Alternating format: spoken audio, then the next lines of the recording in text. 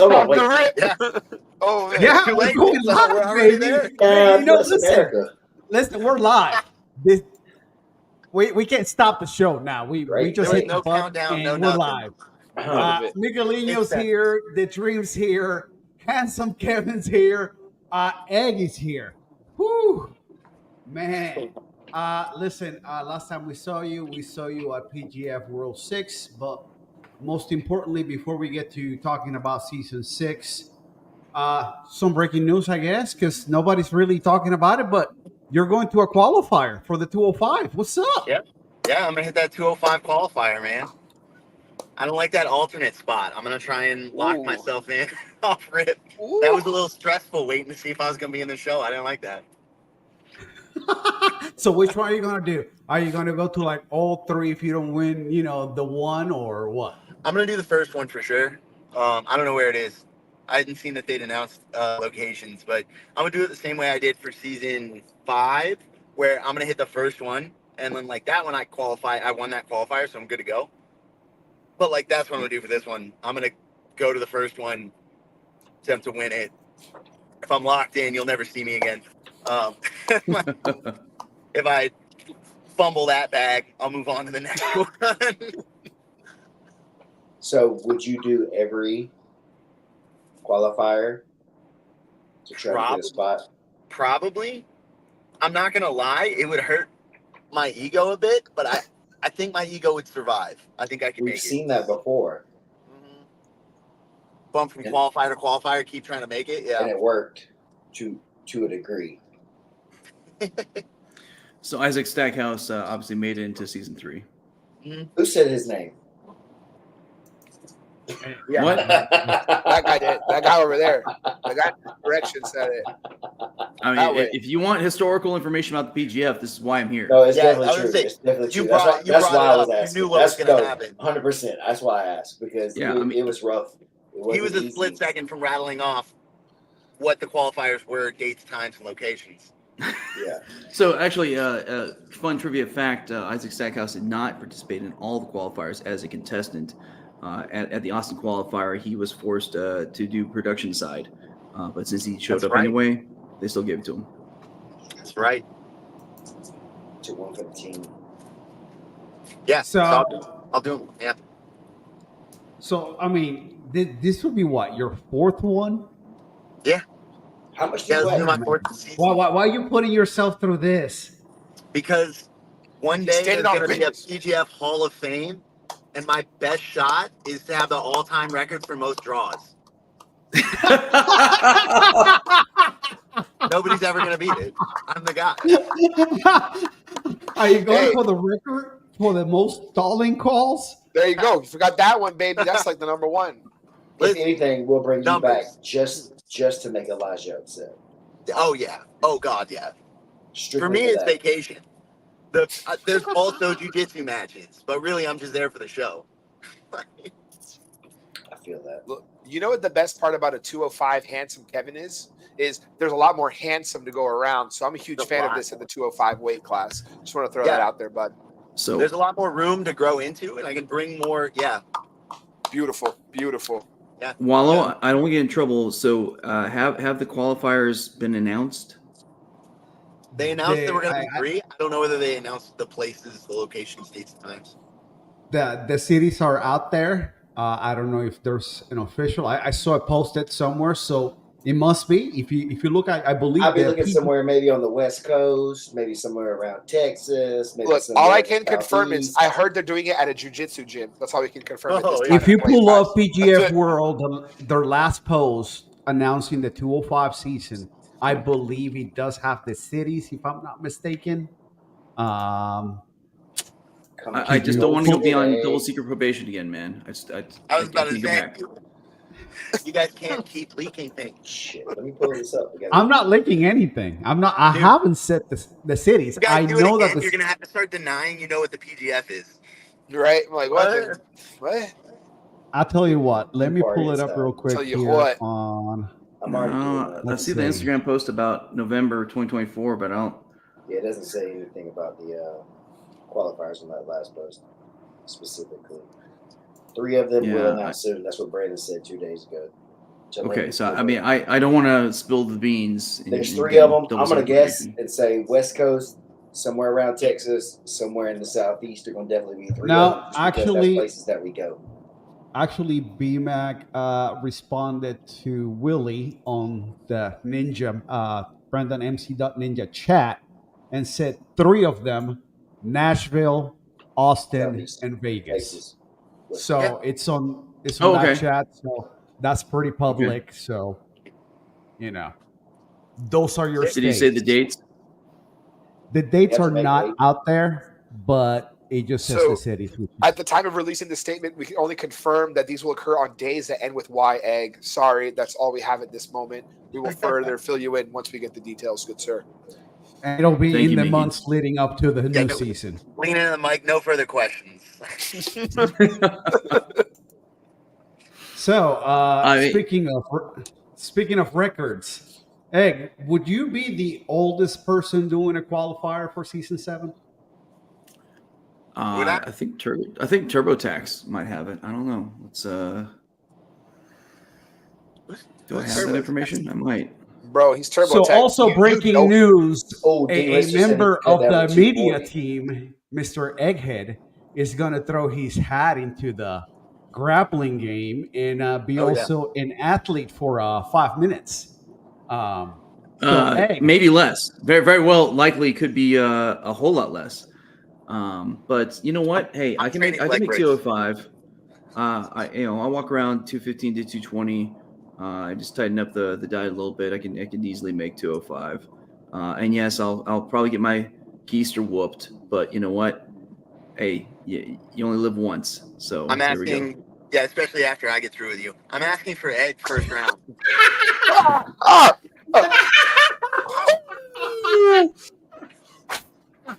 Lock him back up, man. Hold to them bad boys, man. That was shots fired. Pew, pew, That's pew. fine. That's fine. I can retort, but then people get mad at me for retorting. gonna- So I won't. I'm gonna go off brand, and I'm gonna actually get a submission. Don't bother Oh, asking. man. I'm going straight through it. and no stalling calls. No sorry, man. Coming out. Go at you like a spider monkey. So Egg, we gotta ask what's motivating you to do this, bro? I love the PGF. I mean, Yeah, that's all there is to it. So I mean, I don't compete. I am that middle-aged dad. I'm sorry. Is what it is. I have a career. But you know what? If I can go out there and just have a little bit of experience, and who knows, maybe I don't see a handsome Kevin. Maybe I just see some other random dude and actually get a win. How amazing would that be? Everyone tells me I don't know how it really is. So maybe just a little taste, and maybe I'll get a little more cred, and so people will just think I'm a dad nerd. It's fine, Stephen. I got you. If Egg wrist locks me, I'm What do not you need going to that credit second for? qualifier.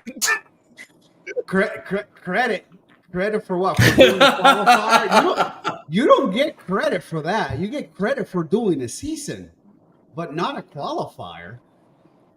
Okay. Thank you, Wallow. I always appreciate how supportive you are. No. As like I said many times, with friends like these, I'm all good. I'm all straight. Hey, Don't need listen, enemies. I'm just Yeah. being honest. Yeah, you I see, mean, do you look at the guys that have done qualifiers that never done the season as PGF athletes?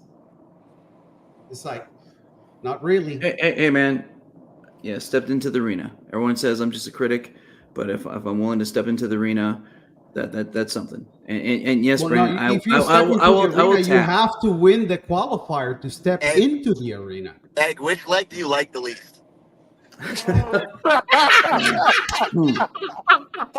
Kevin, I've had 5 knee surgeries, so I'm Kevin's good on both. finna So make it's all it good. 6.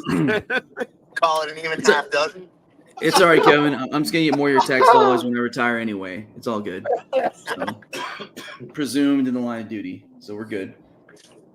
I got a My- orthopedic surgeon, and I'm just gonna see if I can get a bounty on that.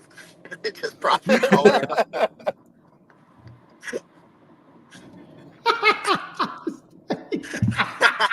Okay. Listen, It's my hard. advice is go for it quick and try to get a wrist lock. Yeah, do it, bro. Man, that's all I can my say. advice is this, man. There's no reason to do it unless you really just want to do it for fun. You don't have anything to prove to any of us in that way. It's not like we need you to do that kind of stuff to be like a man or any shit like that. You're the man. You're the dude. You do that kind of shit. You know, I mean, you're not the guy that's been out there competing professionally in jiu-jitsu and things like that. So it's just not your thing, man. Like, but if you want to do it, man, just like I said with Kevin last season, when Kevin got called to last season, it's like, man, that's my boy.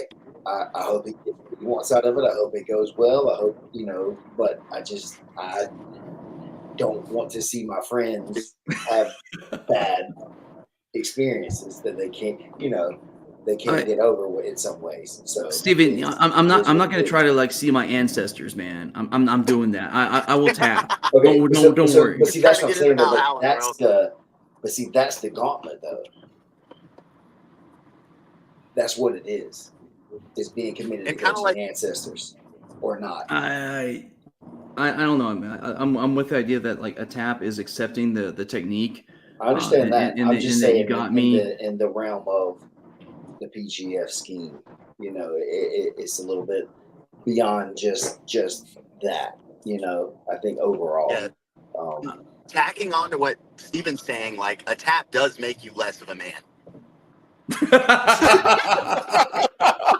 See, stalling's where it's at, and I can just see if I can stall to the end of a round and maybe get a judge decision. that's really the way it'll work. Get 2 or 3 stalls, make it through the next round, winning on like Brandon picking you because he likes you better than the other guy. And so then you get a couple wins. Oh shit, there he is. I didn't say anything. I'm sorry. Maybe he doesn't have his volume. Oh, I think I got it now. Oh, there he is. There he is. Hey. Hey. What is up, man? You look like you're just chilling at home. That's what I'm doing. I got one day Vacation. at home. Hell yeah. That's good, man. You've Yeah, been flying all over the place.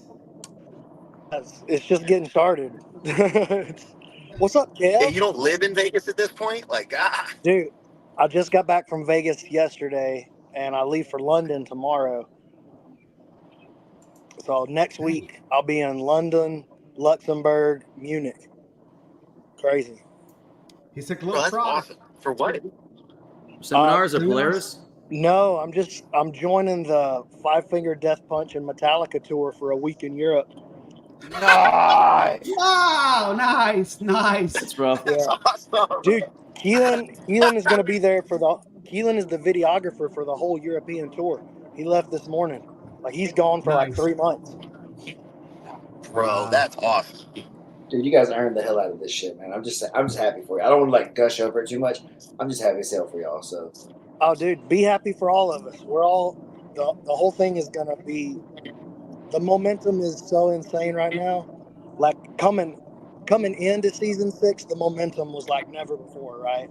Coming out of season 6, it's 2x what it was going into season 6. Like, it's insane. It's just all snowballing so fast. It's crazy. Awesome. it's exciting. So we just released the cities where the qualifiers are. Okay. Vegas, Austin, and Nashville. Do we have dates? Yeah. I don't know them off the top of my head. I don't know the August date off the top of my head and the location, but it's Was it what he August. sent you you sent us a chat with them? Was that correct? Yeah, go ahead. You can talk about that. So Austin is August 24th. Yes. So that's your first one, Handsome Kevin. So see you in Austin, I guess. September 14th would be Nashville. Is that still good? Yep. Okay, and then September 28th is Las Vegas. Yeah. I don't know the location for Austin yet, but Nashville is going to be at One Nation Jiu-Jitsu where Gio Ortiz runs. Oh, Nice. And then what was the other one? Vegas. Vegas is going to be 10th Planet Henderson again. Cool. Right on. And I'm assuming we're going to do the Austin one at 10th Planet, but I don't know for sure. I haven't confirmed that yet. So, can you have Handsome Kev and Egg face each other on the first round? You want me to like make it a made match? Oh yeah. No, because he's going to Austin, and I'm not going to Austin. I think he'll go where I have firm belief that if you come to the Nashville one, that Kevin will be there. Also, I'll be living in California this time, so I will not go to Nashville. That's fair. Get Carnal Firm. in Vegas. Firm, stern, but fair. I'm dropping leg scissors immediately. Just going straight for the DQ. I'm gonna fake the slap bump and jump leg scissors. Hey, let me ask you guys this. I would like y'all's opinion on this. It's something I don't know how I'm going to play it yet. So my plan right now is to take, obviously, the winner from each qualifier. So that's 3 spots. And then to take one additional person at each qualifier. Okay. So that would be 6 total. That's my plan right now. Okay. But I sort of want to reserve like half the roster, like 10 spots plus all the alternates from qualifiers. I just feel like that would put so much, not emphasis, but like significance on the qualifiers. You know what I mean? It would make those like must-watch events as well. We only got 10 people, but there's 20 more that we want to see in the season. We only got room for 10 more, but those 10 have to go through the qualifier to get in if they want. So what about the invites?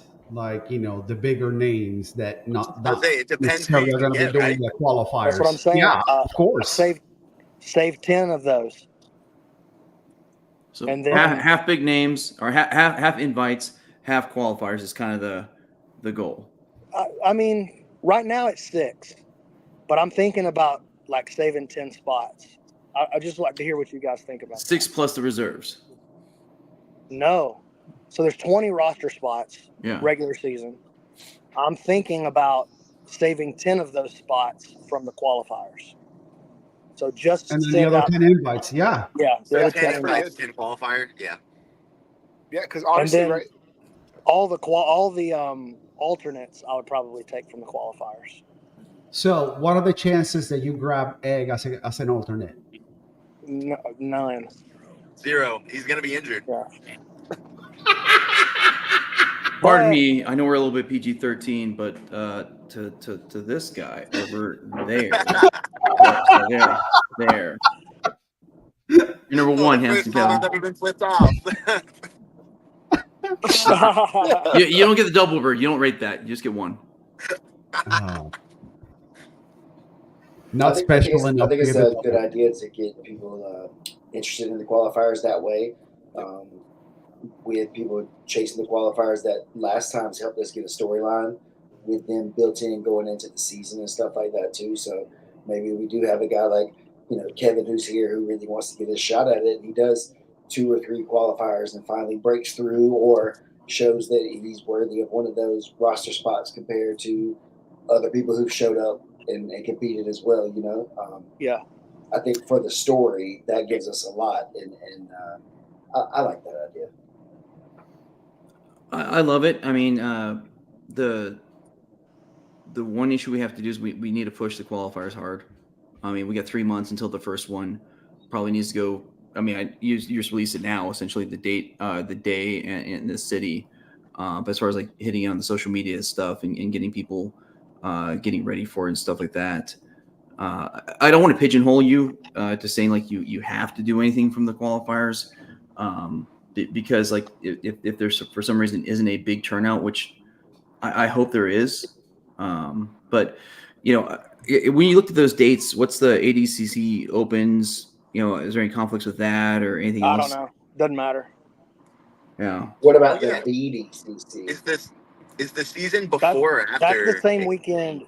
Steven, he's doing that the same weekend as ADCC? Listen, I know a guy who's not announcing. Maybe He says he's ready to announce, but his mic won't even work.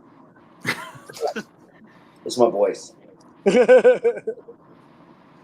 I'll man, say for you, He's saying that he's ready to be an announcer, for BDCC. Is this not working? It Yeah, is it's back now. working. You're good now. It is Oh, now. shit. You just got off for a bit. The fuck? Yeah. I Just mean, like, that- I'll be ready to be a photographer if they need it, bro. What's up? Hey, Hey, Brent. I'll let him know. Brandon, to your point, I mean, I think with all of the hype coming after PGF season 6, I think the qualifiers will start filling up. I really think it's a thing. I think people saw what it's really about. I think people are going to start, really seeing this as a no kidding, the next level and the next step. Again, I think the qualifiers will fill up, and I think you'll have the chance to take 10 out of them. And we're doing all the qualifiers are free entry as well from now on. Oh, that's So, awesome. There's no registration fee to enter. That's cool. Like we're doing it like American Idol tryouts. Like, yo, just show up. Show Okay. up, take a number. Let's see who shows out and wants to do it. That's dope. What's going on with is the money going to stay the same? Is it going up? Do we know Nope, yet? Same. Yeah, we know. Same. Okay. Okay, and we're going to have also an 8 women's mini tournament at the finale, correct? 135 pounds. 135 pounds. Nice. That's new, right? We haven't done that before. We have. We've done 125 and we've done 135. Okay. I thought it was 15. I'm sorry. No, we haven't done 15. Okay. We're gonna do 35 here because I want to get Raquel Canuto in. Yes. Oh, okay. There we go. She'll have to cut some weight to make that weight, but I like that. I want to get Canuto. I want to get her in there. She looks phenomenal at the FBI. Man, and that I just like having them around. You know what I mean? Like I really grew a lot of fondness in my heart for the Canutos. Over just seeing them at the FBI, getting to spend a week with them at PGF. I just saw them again this last weekend at FBI again. I have a lot of respect for them. They're the kind of people I want to have around the PGF. You know what I'm saying? Yeah, we were talking about that last week. She's a savage too, bro. She's a savage. I guess piggybacking off of that, I was going to ask what has been the feedback from maybe some of the people like Hanato and other people, the bigger stars that came into the PGF about would they be interested in doing another season or how do they feel about it? Yeah, the feedback's all been pretty good. I've only heard good things really at this point. Some people don't like the couches. Everybody says they want a pit. That's like the only, and then the audio feedback. That's pretty much the only thing that I hear that's like, oh, you should try this instead. I'm so interested in the stall call stuff. Obviously. Obviously. But I'm like, dude, I had like a whole this whole like soul searching thing of like, man, because it's gonna push people to do something that jiu-jitsu has never really asked them to do.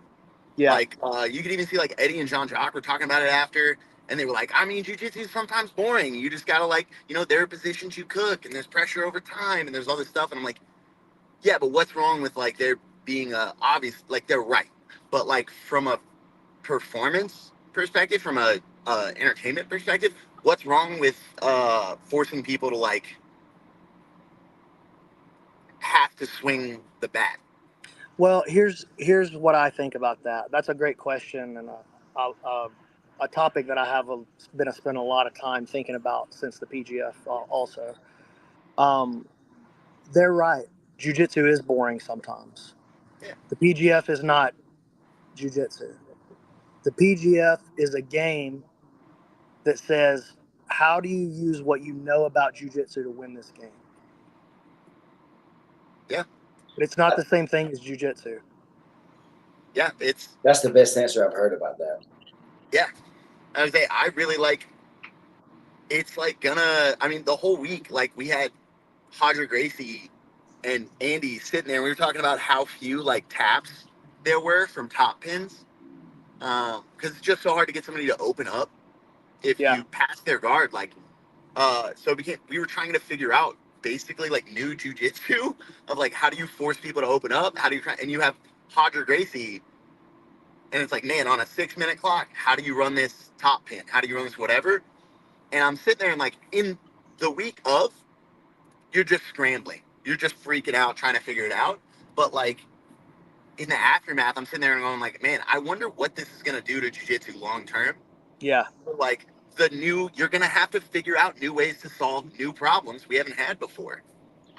And so, Like this, yes, and so for me, this is something that's come up in my school when I've come back and talked about some of the PGF and how it is versus the way I teach jujitsu to be and how it is.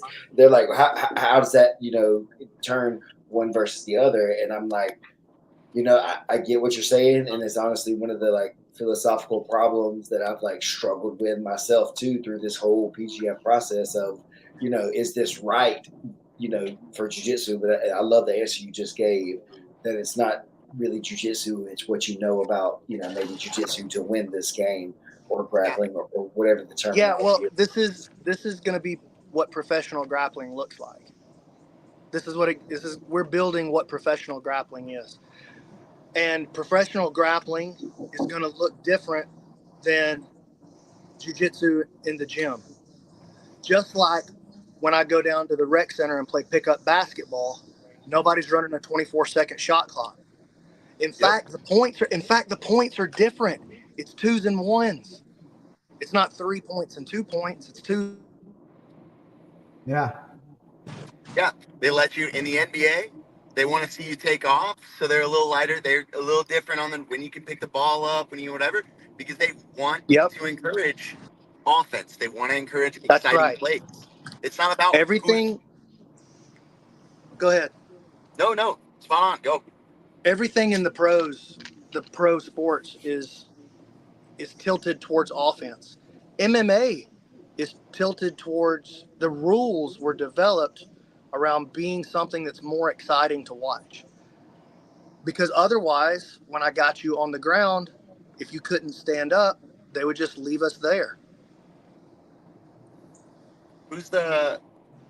I'm trying to think of the name, but it was Royce Gracie and mega famous. One of the Shamrocks. No, not one of the Shamrocks. It had to be Ken. He didn't fight Frank. It had to be Ken. What's up? He didn't fight Frank, so it was Ken. Oh, yeah.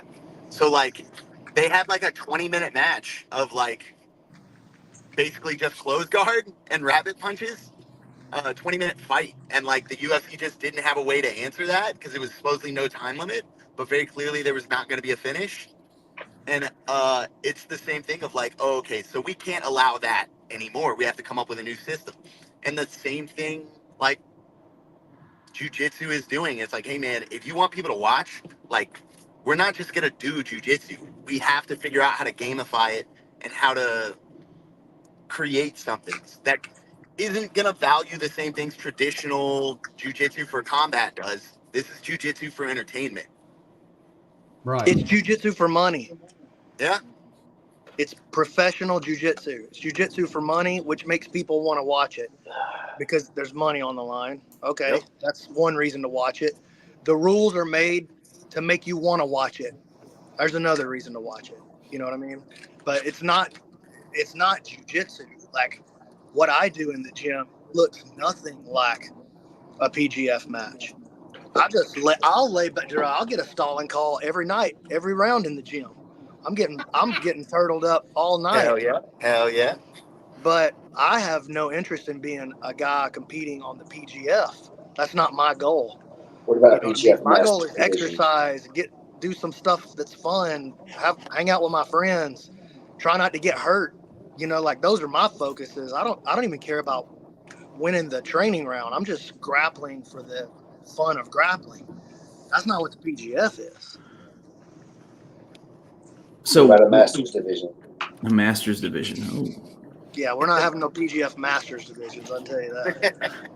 So this is really just a bigger expression of the idea of what is exciting to fans, what is exciting to non-practitioners, because that's the next level that we're going to. And I think we had a lot of great feedback from the season. People saying, hey, I saw the post the guy said his mother-in-law and his wife were both watching with him, and they could follow this. This was exciting.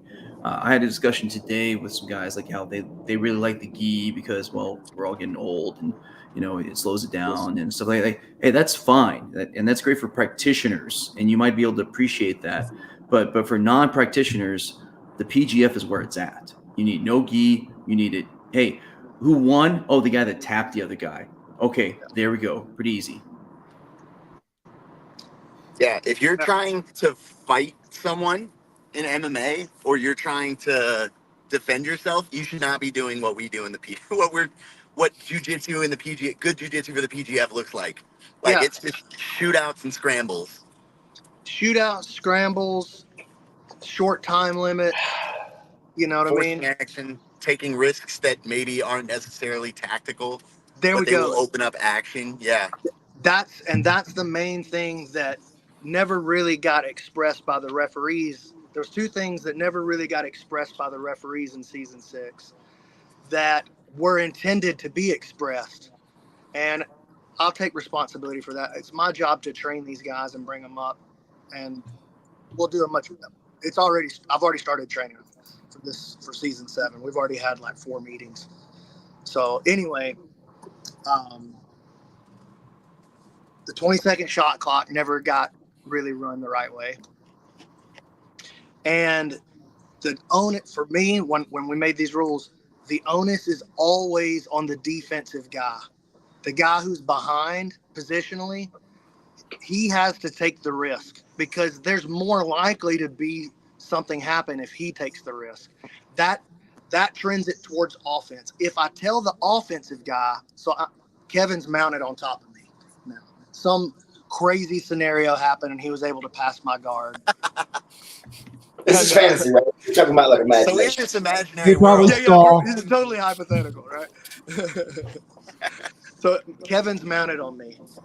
If the referee can call stalling on Kevin while he's mounted, that forces him to take a risk that moves us into a place that's less likely to see a submission because he's going to take an unnecessary risk that lacks control. If I put the emphasis on the defensive player, no, you have to move. He has to take a risk that brings us closer to a submission. Make sense? yeah, Who is really stalling in some other rule set? I don't know. I don't care about those rule sets. I mean, like I enjoy watching them, but I'm not in charge of making those rules. Just what are they? Here's the rules for the PGF. I want it to steer us towards offense, towards potential 7-second clips on Instagram. How can I make it more like power slap?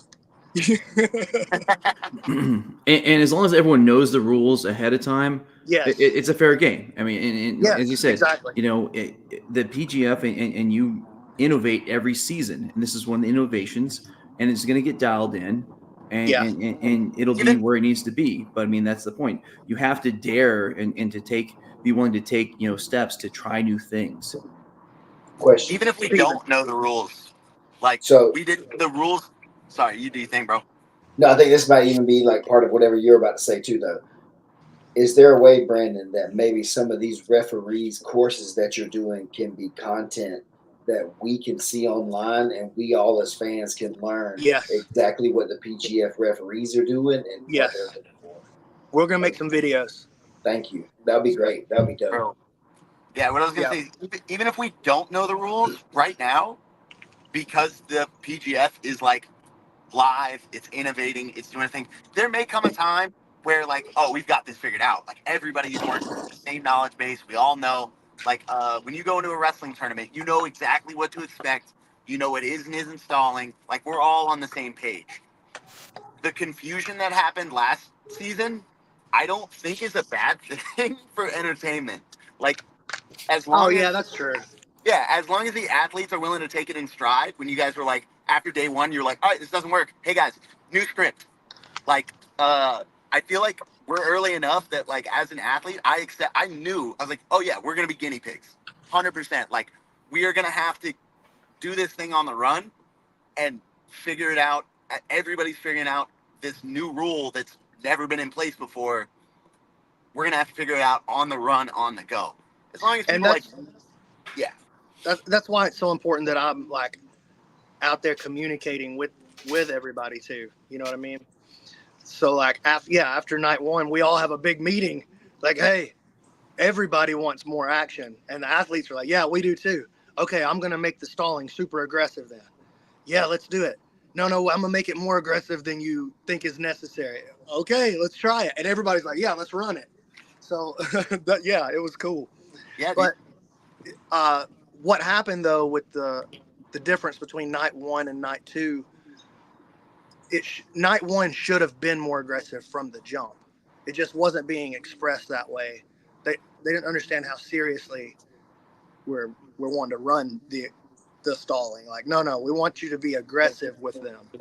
Yeah, it's the, hey, I want my, bacon crispy. No, you don't, or you say you want my bacon black or whatever, and people are like, oh, crispy. And it's like, no, black. Like, I said the word I said.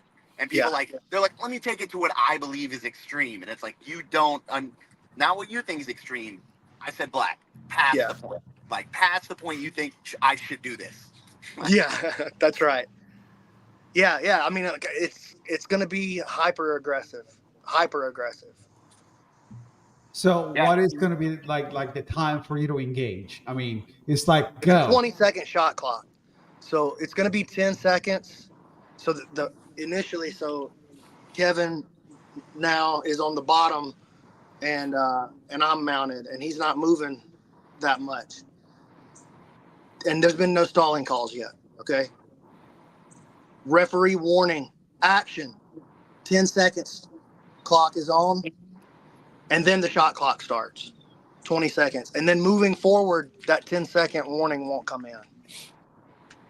He'll just go shot clock. Boom. And the shot clock's on. I love the shot clock, straight up. I was thinking about it can't be objective. That's the thing. The shot clock takes the subjectivity out. Yeah. It's the thing of like, it doesn't matter whether you believe it's real or not. That shot clock is running. Go make your case. Yeah. Now, will there be a shot clock for the people at home to know when, okay. That was one of the issues that we had with the scoreboard this year. We had the 20-second shot clock built. So Smooth Comp built us a whole like PGF layout and scoreboard system and everything. They really helped us a lot. And they built us a shot clock, but the shot clock didn't show up on the screen. It only showed up on the administrator side. Mm. And so it's like, man, we can't use it. You know what I mean? Like, we can't use it. We're going to have to just like do it on the sideline. Yep. And then there's no way to keep them on task because it wasn't visible to everybody else. You know what I'm saying? So yeah, everybody's not on the same page. Yeah. So yeah, we'll have that. We'll have that all built in. That's already being worked on by the Smooth Comp guys as well. And we've already met. We're building like a referee certification course, referee education. Like, not that we need to certify a bunch of new refs right now. We don't. But whatever we're going to be when this is a $100 million company, whatever things are going to be in place at that time, go ahead and start putting placeholders in for that and start the process. Just like with you guys, like before season one, okay, I'm building a pro sports league. I know we're going to need sports radio.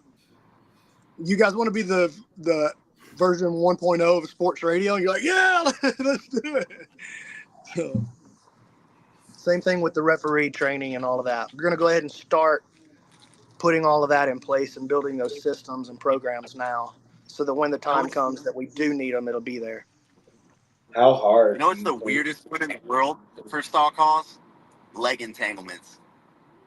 Yeah. I was trying to figure out like all the places stall calls should and shouldn't happen. And I'm sitting there like, we were talking about, I was like, yeah, I want to get like a thing on like just my thoughts on like each position and the rules of stalling and like what would work, what wouldn't work, just to keep working on the rules and stuff. And I care about the PGF and but the one I was like, man, leg entanglements, I don't know who I need to talk to, but I don't know who gets hit for stalling in a leg entanglement ever.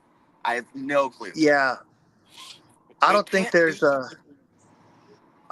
really ever that much stalling that happens in leg entanglements either. It's dangerous, man. Yeah. Steven, you have something.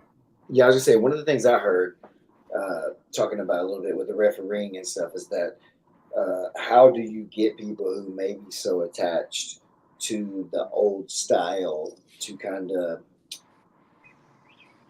get away from that, I guess, or to disconnect from what maybe like they think a great ABCC match is, which is typically what a lot of people thought the height like of our sport has been so far.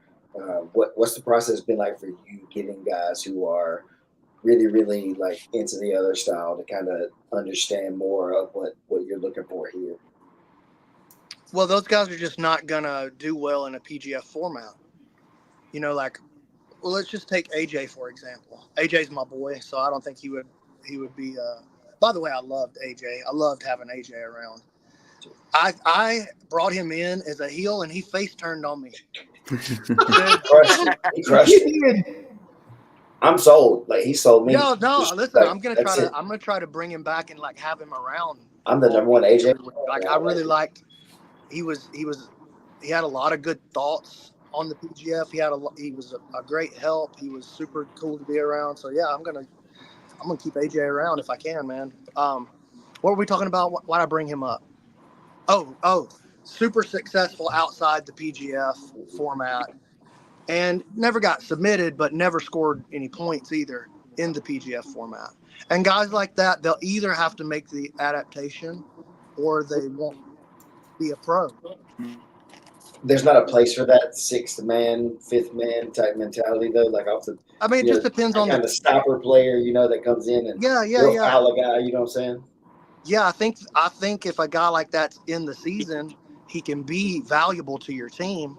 But it's almost like you gotta know you're drafting that kind of guy. Like we need a guy like that. Okay. Is that a position that it should exist in the PGF? Just how almost the like game a power forward. evolves. You see what I'm saying now? Like thinking about it that way is like we got a guy that comes in and busts people in the mouth. My man's how the game actually how the game actually evolves will be totally up to the game. Shit. It'll be totally up to the game, though. There was a time when it made sense to have a big, heavy, slow 7-footer in the middle at the 5 position in the NBA. Nowadays, nowadays it's kind of coming back a little bit. But for a long time in the NBA, you could play small ball and just run around. Now you got to have a big again, but he's got to be able to shoot the 3 and handle the ball. You got to have a Jokic or a Wembanyama now. So how the game, the way that everybody builds their team, that'll evolve season to season. There'll be different strategies that emerge on how to build the roster the right way. Whether that has value will become like self-evident. Like there are gonna be those guys in the PGF. They're too prevalent in jiu-jitsu. They're more prevalent than the prototype you want for the PGF. The shooters, right? Like control and pressure over time is the primary thing we've all been doing for 30 years or whatever. So they're going to end up in it. The question is, does it actually end up having value, or do people build more? What you doing, Egg? I'm just raising my hand like Steven did earlier. So go ahead. I think so. Obviously, the stopper was a thing in the quintet format, season 4, which we're not going to do again. But I mean, it definitely had a reason there. But I think if you look at Nathan Haddad, 5th round pick, for Team X Marshall, he was somewhat of the stopper. I mean, he took number 1 round picks from other teams, and he almost got them in triangles. But he also survived. So he didn't allow his team to get scored on in those points. And so, looking at those bottom 2 picks, or especially that 5th round pick, if you get a guy that can just survive, that can still take it so much to other guys and not get submitted, that helps your team take a good shot at that team point. So perhaps, but they're not. The stopper is not going to be the star. Can't be. But maybe there's a place for that stopper, maybe in that 5th round spot. Dude. You say the stopper can't be the star, dude. I've heard this many times since PGF season 6. There were a lot of people that liked what AJ brought to the table, like the fact that he sold himself as unsubmittable and then went out there and I don't want to say he proved it, but he proved it over the course of that season. He was unsubmittable. You know what I mean? And I heard from a lot of people that thought that was cool, and that I like AJ better because of how he played it. That is cool, I think man. that's Like, cool. that's I know, cool to right? me. That's cool to me. Like, it's not exciting to watch a bunch of matches maybe where a guy doesn't Same. get a finish and stuff like But that. But over the course of a whole season, to see a dude, he's like, oh, nope, ha, ha, ha, you almost got it. You know, and he's like, oh, he's just staring at him. He's like, nope, they're not going to get this one. You got and to it work adds on. tension too, because what if this is the guy that gets him? Dude, I was looking at every match I towards think the end. every I was like, match. who is going to get him? Is anybody going to get him? And if they do, they're going to have a feather in their cap, man, that nobody else gets. Hey, That's a cool thing. that's a great sideshow, and believe me, I bought his instructional. Don't get got. I'm going to start learning these magical ways. However, as far as like you're putting together your team, you want to get people that put points on the board. I mean, sadly, if AJ, who's unsubmittable, if he had been like a 5th round pick, that would have been amazing, because then that your last guy doesn't get submitted compared to other teams' 5th guy that does get submitted, and so it helps your team. But in the third round, you still need somebody to get some points for you. Well, now let me throw this. This should throw a pretty serious wrinkle. This is a big difference in how the seasons are going to run moving forward and how we've done them in the past. Is the draft is going to be random. Yeah. Oh, hell yeah. Lottery, like kind of bubble. Like, oh, let's go into the bucket. AJ Agazarm, first pick. Let's go into the bucket. PJ Barch. Jamie Carnall. And maybe you don't see Canuto until number 20. The 1 through 20 thing is where you can get down into the stopper has value. You don't want to pick up, for the most part, you don't want to pick up a shooter at spot 4 and 5, because that's just a guy that's going to enter a bunch of shootouts. He's going to lose. He's going to get dunked on. Yeah. You want your stop, your 4th and 5th. You want your survivors. You want and you have to have guys that don't get scored on, because that's points the other team doesn't get. We talked about, like, I did the little breakdown, the plus minus in the group chat of everybody's plus minus. Yeah, that was cool. Fire. So there's like the one I want to do next is the affected plus minus, which is I had this conversation a few times and nobody believed me. Nobody did. I talked about it at the draft openly, which I shouldn't have done. But like, and then a few other people, I was like, yeah, they were talking about like, oh yeah, you got to score points, you got to get submissions. That's the only way you can help your team. And I did the like, well, actually, I was like, from a numbers perspective, the number one impact you're going to have is who wins the block. That's it. There is nothing you can do for your team more significant than helping them win or lose a block. That's a 10-point swing. Yeah. That's huge. Like, and there's 3 of them a day. 30-point swing per day. If you are surviving to help your team win the block, or you're scoring points to help your team win a block, if you were supposed to get dunked on and you didn't, and that's why your team won, you're the MVP. So I'm like, the people underestimate the significance and effect of those block points. If I do an affected one, some of the guys were talking about like the plus minus. They were like, oh, I didn't do that much better, or work. Like Canuto was like, I really didn't do that much better. And I'm like, dude, if I do the affected, I think he won like 2 or 3 blocks for first form, maybe two blocks. And I'm like, your plus minus is going to shoot through, and you never got submitted. So you never gave points to X Marshall, the other team that won blocks. Your affected is going to shoot through the roof. Yeah. Whereas like, yeah, it's you're a fucking nerd. Yeah. Yeah, it's good. Hey, so there's another thing that's probably going to be different. I haven't decided on this yet. I'd actually like to hear what y'all think. Just to say that also. Topic of conversation. I think I'm going to cut the team points moving forward. I think that's good. Yeah, that's fair. Yeah, and here's why. I was never going to argue that because I didn't have a good enough reason, except for I didn't like it. It's just going to make it simpler to follow. I like the team points. But I don't like them for the playoffs. I like them for the $100,000. The $100,000 we all pull together, and the team points become valuable. And those, again, the 3, 4, and 5 are suddenly real significant. But like, for the getting into the playoffs, we were talking about this the week of when we thought PJ was going to be on the outside looking in, and I was like, that's crazy. Like, and it's not his fault. He's getting team points. People are running away with it. Yeah. And I'm like, we're in a weird spot where like PJ's doing good, Pretty good, yeah. but like he's submitting people, but he's on the outside looking in, and it's not on him. Max Hansen was talking about it too. He was like, yeah, man, I'm on Black Rifle and we're not winning anything. So like, how am I supposed to keep up? And like, so for getting into the playoffs, I feel like you should control your own future. But for the $100,000, I really like the team because then the coaches are more involved. I like the team points. I also like that it's a block and not a duel, because a duel, you'll get a stall fest. Yeah. But a block, you can't really sit back because you're not going to win a block with 3 points. Yeah. You need to score. To me, the stopper, the position of the stopper comes into play more when there's like down the line, when there's like cities that have like a specific team. This is, I don't know, season 20, maybe when there's franchises and shit like the Atlanta, Sun Chips or something. I don't know. Dude, I would love to play for the Sun Chips. Could you imagine the comp dude, we get? We're the Atlanta Hot Wings. 100%. We're the Atlanta Wings.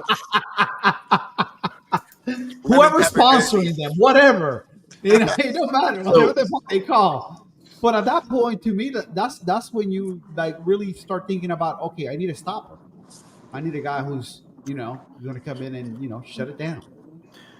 So a couple points off of what Handsome Kevin has said. One, just because you've been talking about like breaking me, you're wrong. Canuto was submitted in the regular season by PJ Barge inside heel hook. Secondly, day 4. Thank you. Also, you were very much right about the duel versus block, and we saw that at the end of the last day because it was First Form versus Ex Marshall for the championship, and all we saw in that last duel was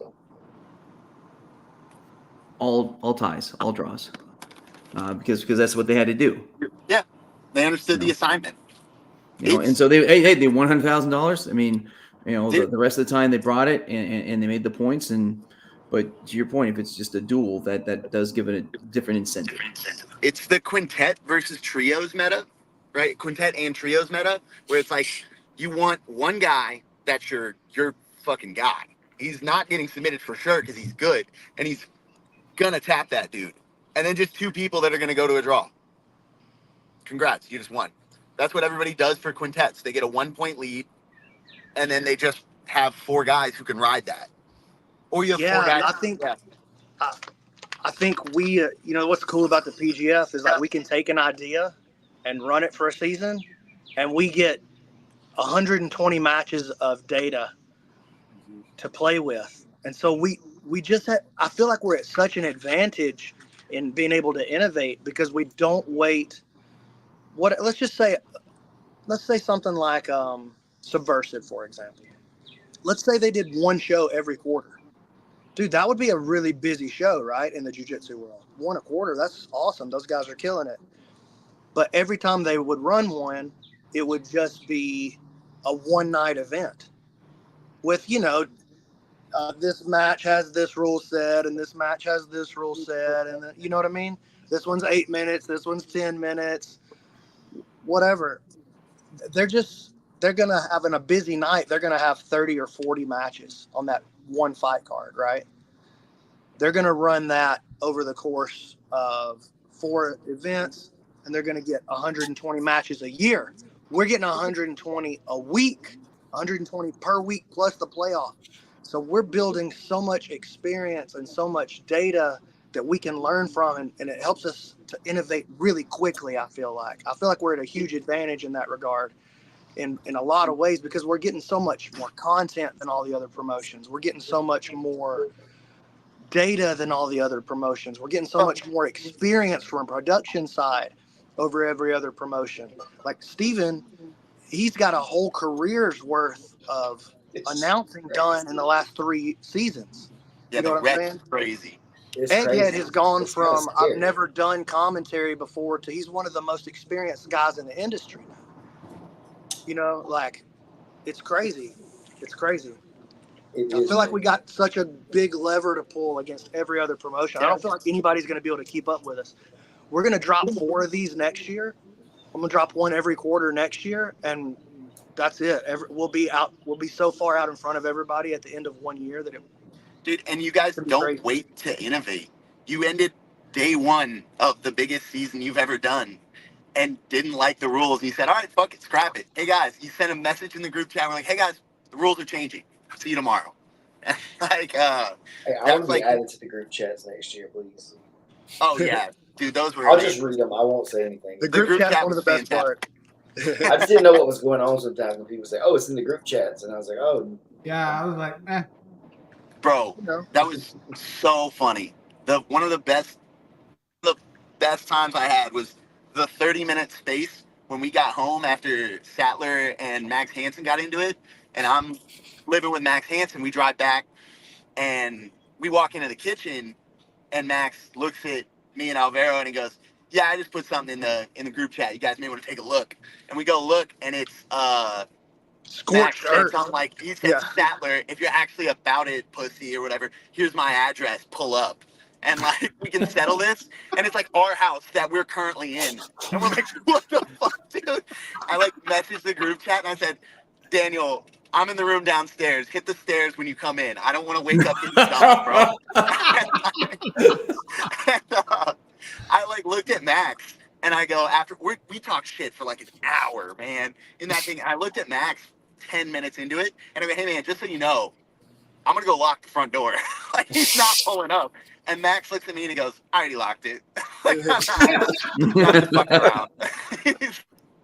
It's so funny. He's just sitting there eating ramen, talking like, bro, I'll fight you right now. Sipping ramen, I'm going to bed. It was so funny. Dude, boys being boys. I like that. I thought that was fun. And I think those guys kind of got it too. You know what I mean? Like, okay, yeah, we got to create a little bit of interest, but we don't actually need to get in a fight, you know? Yeah. Yeah, Max had no intention of fighting Daniel. I think everybody on the show will say, I'm going to give all the other athletes credit. We're all jiu-jitsu athletes. A lot of them have fighting backgrounds. Every one of them, if somebody put hands on them, will fight you. Yeah. But I think Max was very aware, and like, we also know, like, don't get in a brawl. Don't do this. Don't ruin the show. Don't make it like actually bad for everybody. That's gonna get real ugly real fast. Yeah, for sure. You're getting 12 matches in a week. I promise you're gonna get enough action. You're gonna get all you want, dude. You're gonna get all you want. And so I did have a question about stuff. I guess bringing up Daniel, kind of rethought that. What about like days off in the season for people leading into the playoffs? Is that still okay for okay. any reason? Okay. It's There's just a lot of talk. There's a lot of talk. It's never been for any What reason. you trying to say? It's not for any reason. It's never been for any reason. It's your injured reserve. You know what I'm saying? Like, if I'm injured or I'm questionable and you make the whatever, like, Or you that's got totally bags under fine. your eyes, or need a little So- cream, whatever. And since we found out later, like Daniel was definitely really like injured. Yeah, he was. And like he definitely, you know what I'm saying? Would you ever pull a player from the playoffs that was potentially injured in that way? I don't think that I could make that call. I don't think that would be right to do. Okay, that's fair. I think I was it's just gotta- curious. Yeah, I don't want to say never. Like, if it was some kind of crazy situation where I had to like save somebody from themselves, that's different from, look, you're obviously not going to win, but go for it if that's what you want to do. That's two different things, you know? So, For sure. yeah, I mean, I don't think it would be fair for me to do that. And, dude, also, you rob yourself of potentially the greatest possible story that's ever been written.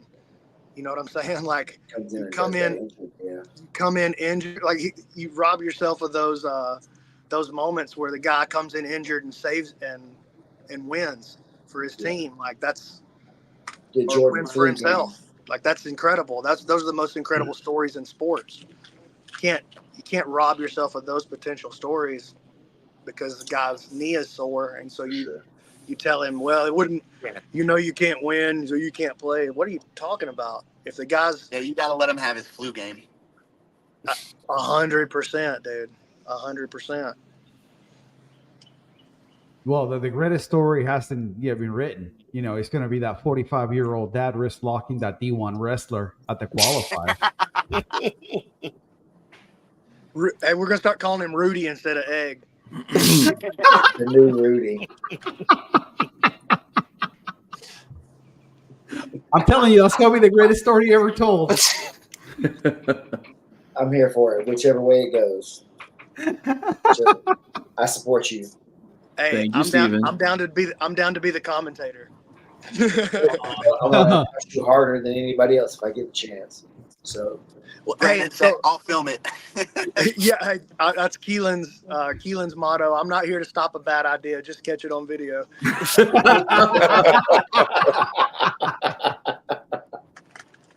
Hey, I saw that Jiu-Jitsu magazine posted, your stuff on season 7. Yeah. They mentioned Elijah for season 7.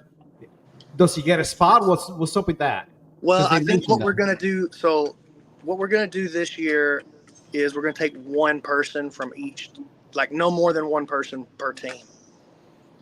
And I'm gonna cut way back on the number of 10th Planet guys in there this time because we're gonna have the option to do that. So we're not gonna have to need 7 or 8 10th Planet guys because they're gangsters and they step up to the plate.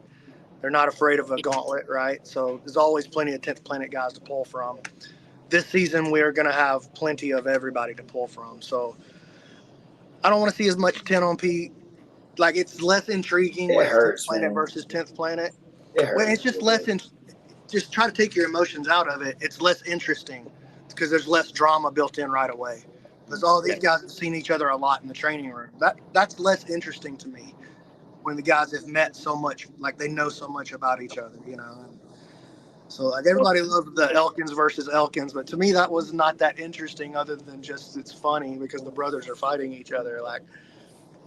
So anyway, to answer the Elijah question, so we're gonna probably take Ryan Aiken from that team. Is what it looks So then like. no Elijah. So then probably not Elijah, right? I'm out. Well, I was going to piss off Elijah. I'm done. I don't want to play. well, he would have to bulk up so much just to make 205.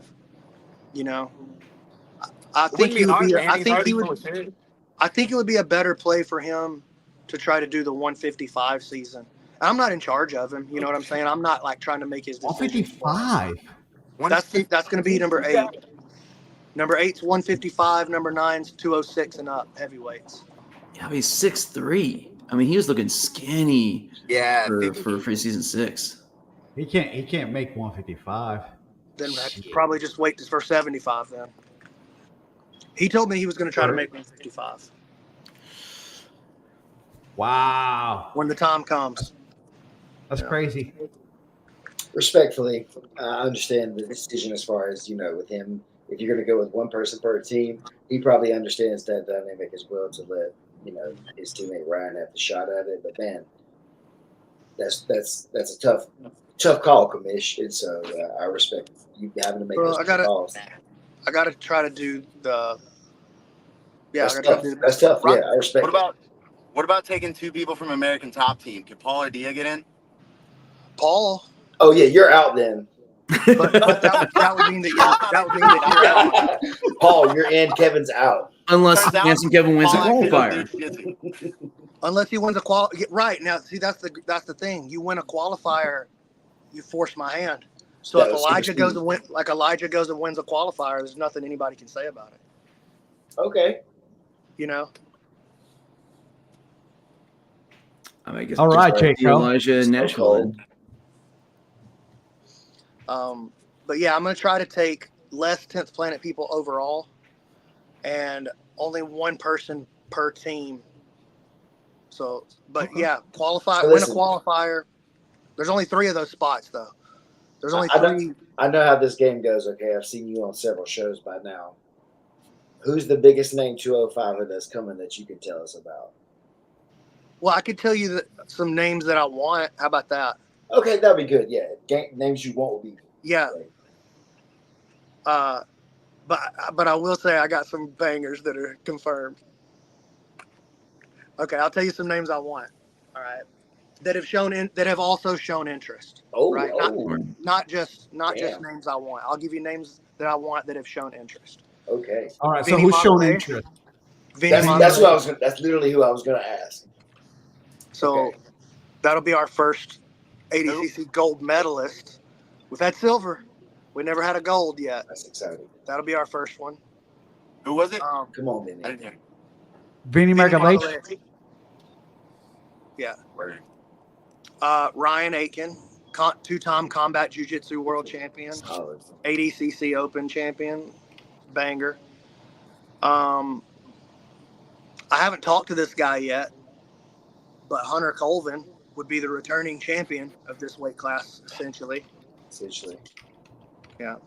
So Does he get an auto spot if he wants it? Absolutely. Yeah. I think we're gonna have to put in that call. We're like, yeah, what's up? I support that decision. Yeah. Well, Ah. he's the season 2 champion. Season 2 was 225, but he didn't have to. He was giving up a lot of weight to be in that season. So he's essentially that's the champion of the division closest to 205. You know what I mean? So yeah, it would be the same story as when David Evers was coming in he's the season 3 champion. He's the defending champion coming in. We've shifted the weight classes a little bit, but Hunter would be the champion coming in. So What do you think about David Evers' performance in the season? I thought he showed, dude. I thought everybody from the South, all these guys, Handsome Kev, Elijah, Kevin Buring, David Evers, Matt Elkins, all these old PGF guys showed that, we're not to be trifled with down here, dude. We out here. We're not to be trifled with. We'll fight you 15 times or so in a week. If need be. What about Matt Elkins coming on strong at the end, dude? That made me happy. That made me happy. He did a lot of good career work for himself last season. He's the man, though. Overall, Yeah. Matt's always fun to be around. He puts it down. If Matt Elkins wants a spot in this season, I'll make sure he has one. Ooh. It was cool being on a team with him. I think that's It was dope. pretty solid set, dude. Because he If said Nathan Haddad wants a spot, I'll make sure he has one. there's 2. Is he that heavy? Oh, Can he- definitely. He was Yeah. big. He cut a lot of weight. Okay. Nathan was big. That's why I didn't do the West Coast trials because he was trying to cut all the weight for the PGF. Yep. Nice trade-off. Okay. Eric Anders. Oh, Ooh, shit. Yo, boy. Good boy. Yeah, boy. So that's an active roster UFC fighter at 205. So that would make sense for me. He's shown interest. So we'll see what happens with all that. But those are some good names. I'd like to have. I think Braylor Grout would be cool. I think Mason Fowler wants to do it, but he's going to be out of the country at that time, so he's out for sure. Boo. Can't make the day.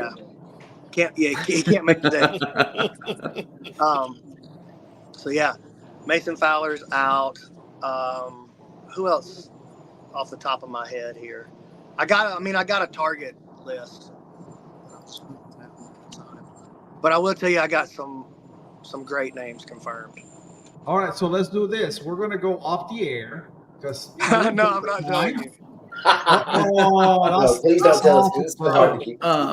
It's hard to keep secrets. Kamish, I mean, Andre Galval had a bow out because of his knee surgery, but he said he'd be interested in coaching possibly season 7. Has that been locked down? That hasn't been locked down, but that's a possibility. I do have 2 of the coaches locked down though. And That was all. That was everything. That's it. That is it. You're getting so good at this, man. That's why I I'm didn't working ask. hard, Steven. I It's not know. an accident. I It's not an know. accident. I know you well enough to know that it's so hard. Next time we have to be in concurrence, guys. We all just have to be quiet and let him break first. Damn it. He's not gonna say it unless he's gonna say it. That's the thing. Yeah. That's why I didn't ask, because he just said they're secure, and that was it. I'm like, all right, cool. Yeah. I also, so there was 2 guys that I could not get for the whole week that were very interested. I was gonna have them as a brother duo coaching one of the teams, and they couldn't do the whole week, but they will do a future week together for sure. But they Talking are about going to the come Rotolos and or do the it. Elkins. No, Yeah, not the Elkins. Listen, I love the Elkins, but this would be a bigger get than the Elkins. Diaz, bro. Rodriguez. Rotolos? No, not the Rotolos. Rodriguez. I went Diaz. Ooh, Rodriguez. Not Mola. not them. But that's a cool idea. That would be fun. The problem is you'd have J Rod coaching on the side. He doesn't know the names of any of the moves. He'd be like, get him. It's hard. Fast. I like those boys. They're funny, dude. What about competing for the season? Nicky Either one. Rod commented on it yesterday, but he didn't say, "Oh, I'm interested." He just was like, he's just in there paying attention, you know. That'll be great. Time. Yeah, that'd be great. Be interesting if he got in there and was like scrapping in the 8 spot to make the playoffs. How fascinating would that be? Dude is super exciting and dominant, but like, how many submissions does he? I was gonna say, like, guys, that in he'd be a nightmare if he makes the playoffs. He's but gonna bludgeon people. He might be a Cam Hurd type kind of fellow that leaves with everybody with black eyes and shit. But he may not. Well, he does. I mean, he does have subs in the bag, man. You look at his EBI run when he did EBI. No, he definitely does. I'm just saying, like in that 6-minute super rush kind of format, is he able to like put it together still? That's a different story, isn't it? It's super hard, man. All like respect to everybody. It's just different, man. Everybody keeps saying it. And it's really hard on I was the super guys. glad to hear these other guys say it the same way I said it. After it was done, I was like, okay, cool. I wasn't just a punk. It's like And everybody thinks it's hard. The better you are, the harder it gets because we all know your game. There's nobody that doesn't know, like, dude, that's what Cejudo is going to try to hit on you. Nobody's unaware he's going to jump the triangle, right? Like, the better you are, the more established you are, it gets a lot harder. There was a whole, like, minute-and-a-half clip I've got of me and PJ's match where, like, it was weird because it's like, oh, I've studied PJ's game in all of these positions throughout my career. And, like, you can see moments where I, like, start to do something. He starts to set up the counter, and I go, oh, no, I know what's waiting for me there. Like, I got to try something else. And it resets the position because I'm like, I know your game. Because when I've had a problem in this position, I go look up PJ. What would PJ do in this spot? And then you're out there finding out in real time. It's crazy. Yep, straight up.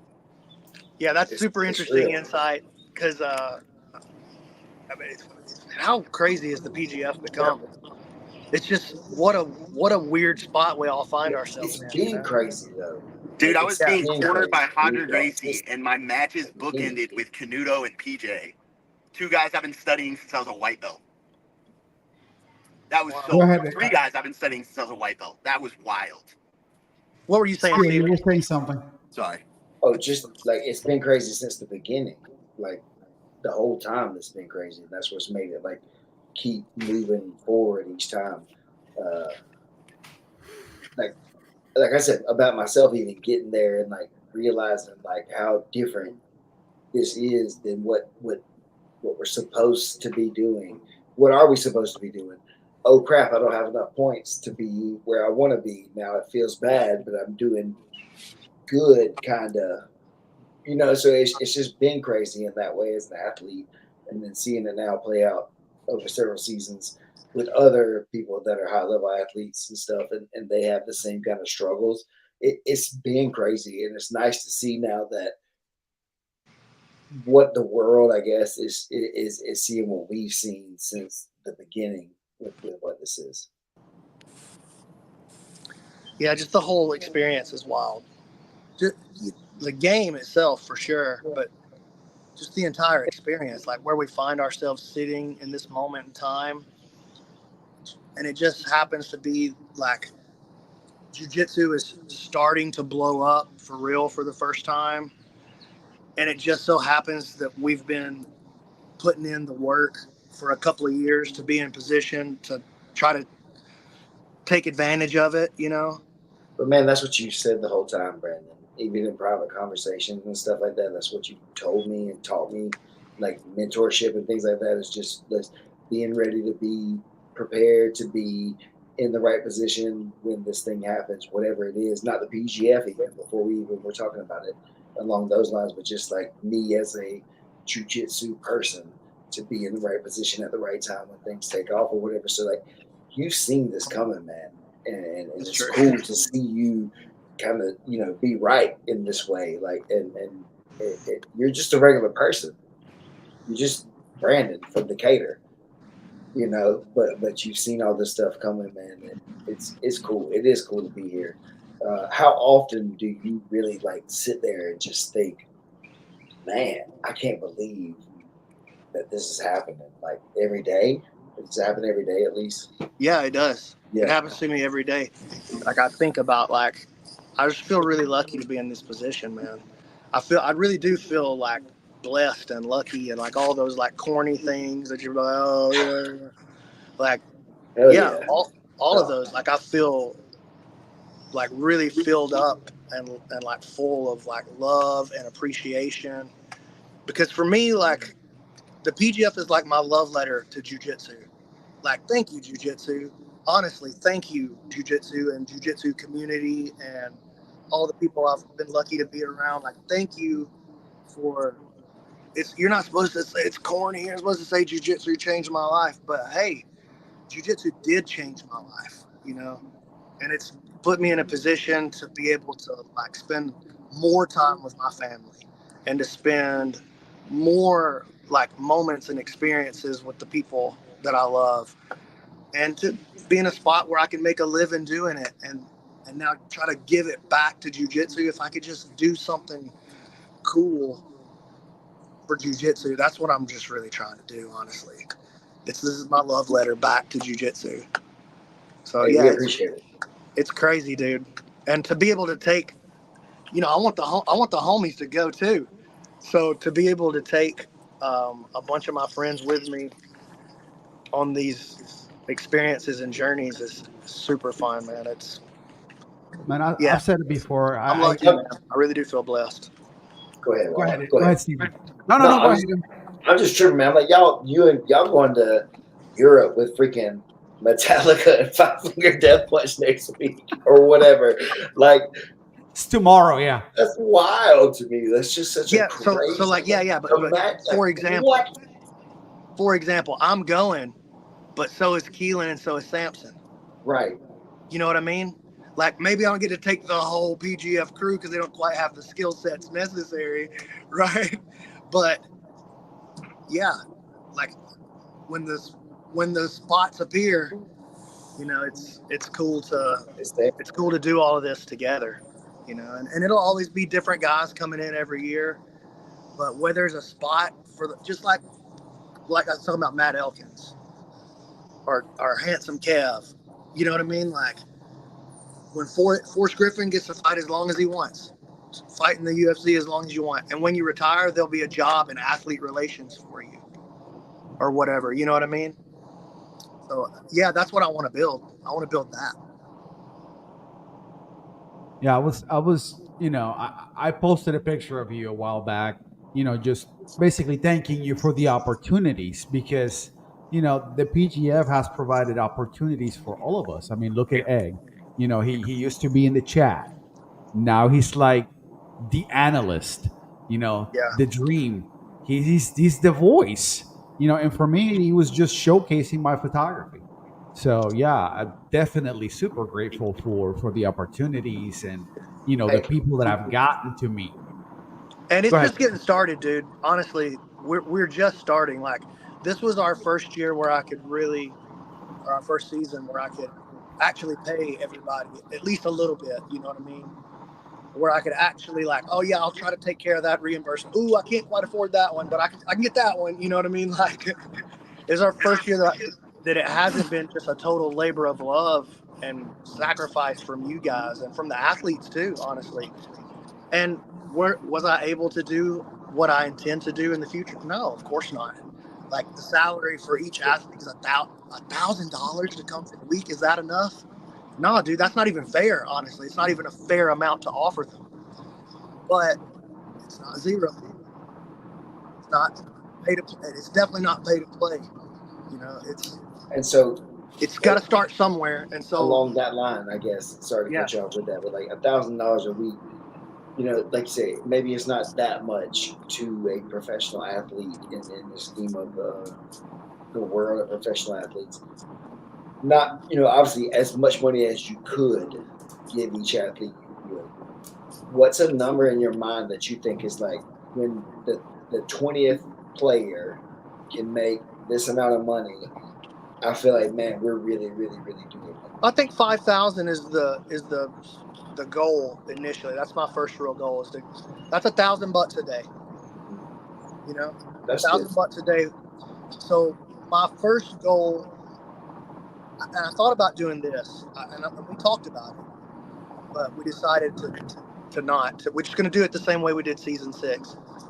But I thought about taking that hunt. So it was 100 for the team, 20 for the title, and then 1,000 apiece. So it was 135,000. We always advertised 100,000 because it's a nice round big number, but the cash prize to athletes cash was actually 135,000 this year. Okay, so I thought about lowering that team prize number and spreading that out as a guarantee, but yeah, I just decided against it. I want that because, man, 6 guys got to leave.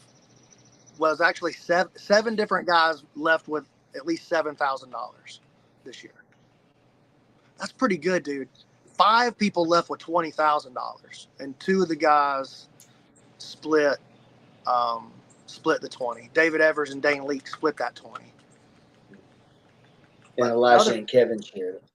Well, yeah, so in their own way. But that was just because that's of the a separate deal. Yeah, okay. Just make all sure that went to Elijah. What he does with it, okay. I don't know. Fair. Just make sure that wasn't like no, whatever he does with it, it's up to him. But all that went to Elijah. They wanted us to split. He wanted us to split it up. I was like, well, just the way that this works out, you just have to do it, you know. But yeah, so I feel like that's pretty good, man. Guy like Dane Leake comes in and makes $7,000, dude. What other competition is that even a possibility? Like, it's even a possibility. It's not even a way that they can write out the contracts and the structure of the league to make that a possibility, to where Dane Leake and David Evers and Nathan Haddad can all walk away with like real money. You know, so I was pretty happy overall with how it went. Go ahead. Do y'all remember the finals of season 5? Dane versus Reese Lefevre? Or sorry, season 4. Dane versus Reese Lefevre. I was so happy for Dane getting that X Marshall 10K. Like, I went and found him and I was like, dude, like, I'm happy it was you.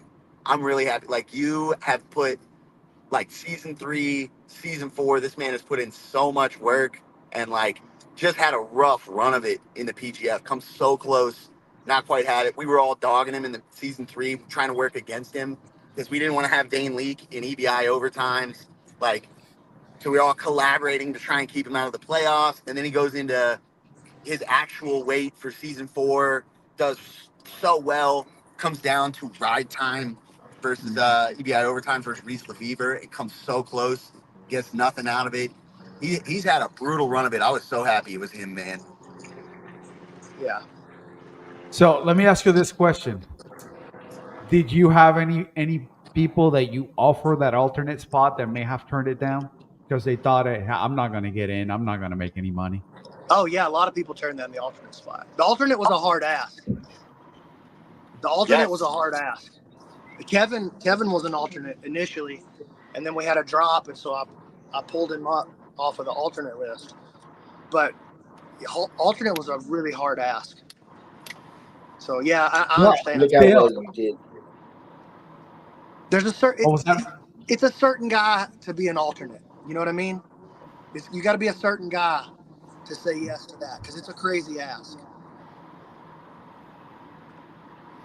I mean, at the same time, I mean, they didn't get paid, but I think that people, as they get more accustomed to the PGF and just the gauntlet that it is, those people that are possible alternates, they should realize you're going to get some playing time. You're gonna get matches. Yeah. You're going to get your face out there. You're going to get on the mat. And hey, we saw it. You might win thousands of dollars just by being the right one. So there's a thing that we did a couple times during qualifiers that kind of ended up just being like a default thing that Isaac and I have talked about as like a really cool idea as just a thing to do. But like at some of the qualifiers when maybe not as many people showed up earlier seasons, we ended up running kind of like a 1 day season where everybody kind of got to touch everybody and do like a mini 1 day season. Have y'all thought about any stuff like that to build things in more, or okay? Yeah, we've thought about it, and I think that's all still on the table. I just think that's a really cool idea, even in a 1 day kind of format, even if it's not a qualifier for guys like ADCC Open, PGF Open, so to say. Like on a 1 day, you come in, we take, however many guys. Maybe you don't get everybody. It's got to be a smaller, field to make it work. But maybe a couple weight classes, even, each one. Yeah, I mean, who knows? I might run the qualifiers in some format like that, because especially if we end up with like, there's 120 people here for this qualifier or something, because it's free. You know what I mean? Yeah. Like there could be a bunch of people sign up. There could be 1,000 people sign up. Imagine something crazy like that. It better be a big room. Yeah, I got to cap it. So nothing crazy like that happens. Yeah. But imagine 100 people sign up for it. You know what I mean? Well, Are you dude, gonna screen those or no? I can't run a double elimination bracket for 100 people. That's crazy. Like we had to be there for weeks just to run through it. So yeah, maybe we split guys up into pools and think about how to do it. I'm not sure. We'll see. Yeah, and even like I said, even if it's not like an official thing, maybe just like a PGF Open that doesn't get you into a season, you just get reps on playing the game. Yeah, that'd be obviously like we're thinking about things like that long term, just as revenue plays too. You know what I mean? So we'll see what happens. The revenue is going to be fine for a while. So until everything's built pipeline wise. Like we're going to do fine. I mean, the sponsorships are already selling for season 7. The contract is already half negotiated for broadcast. So, we're going to do fine as far as revenue is concerned. So we don't really have to rush we can focus on making this as good as possible. We don't have to rush into some kind of spot where we have to scramble to try to make some money to pull everything off. Like we're gonna be fine. So we're gonna be in a good position of growth and just becoming better for a long time. The PGF's not going to be going anywhere. What enhancements are we doing to the production for next season? Well, the major enhancement that has to happen is the audio situation. We got to get a dedicated audio couple of professionals, to handle that. So that's already being worked on. I want the shot clock on the screen, and then I want more graphics. Give us a team points tally. Well, see, that's what I'm saying, man. I feel like I'm gonna drop the team point. I think it's extra stuff to keep up with for the viewer. I feel like it complicates it unnecessarily a little bit. I do think it's a cool part of the game, but I think you're right. It probably shouldn't have a bearing on the playoff. But at the same time, we can't have it do two different functions. Like it either counts or it doesn't. You know what I mean? For simplicity's man. sake. Because the team's winning the $100,000, not the individuals. Yeah. But if you throw like a little block thing up there of like, this is where we're sitting during the block, this is how many points each team scored, and then like, boom, block over, +1 or whatever, or +5 or whatever, good to go. But yeah, there's some kind of way to play that, but I'm not sure.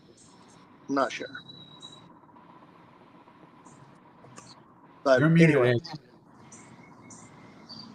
I was thinking because to that point, Handsome Kevin, since you were just in the season, I mean, did the team points, did winning the block, did that make you guys cheer for each other more, or yes. I mean, okay, well, oh yeah, we had a couple of moments where like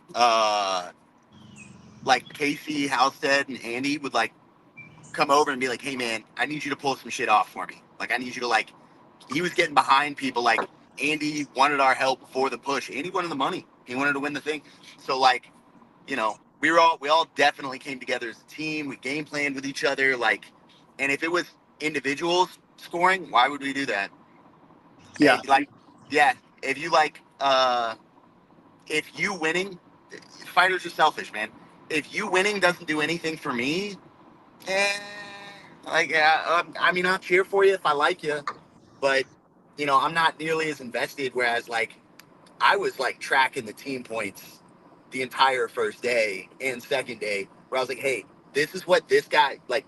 I'd go to whoever I thought could get the points. Be like, hey man, like, this is what we can expect. This is what we need you. I had like projections and stuff, and I was like, hey man, no pressure, but it would be sick if you could like do this, that, or that, whatever. So Yeah, it was definitely like it makes you feel more like a team for sure.